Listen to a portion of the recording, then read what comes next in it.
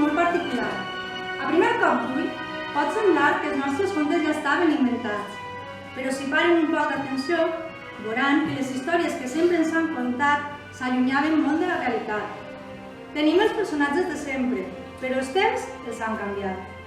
Ací tenim un bon exemple. La jove graciosa Blancaneus. Tanta enveja li tenia, la bruixa dolenta, que amb una coma la va voler enverinar.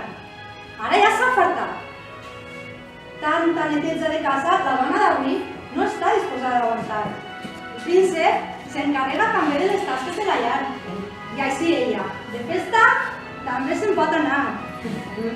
També tenim per ací darrere els tres porquets. De sa casa s'han tirat. Ara el lloc ja no té pel llarg ni ferots dels dents. No, és molt més complicat. Doncs, com la casa no havien pagat, el banc fora els ha tirat.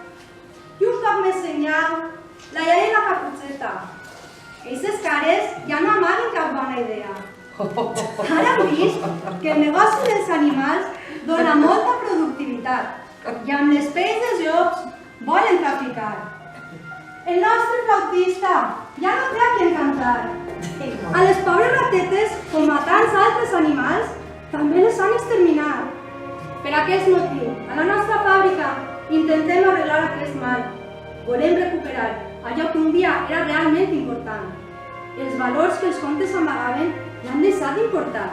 Els xiquets no veuen més enllà de les coses materials. Esperem que amb el nostre treball els contes tornen a ensenyar. Que dones i homes ens hem d'ajudar, perquè tots som iguals. Que les cases són importants per descansar i cuidar els animals sempre estarà en les nostres mans. Conte,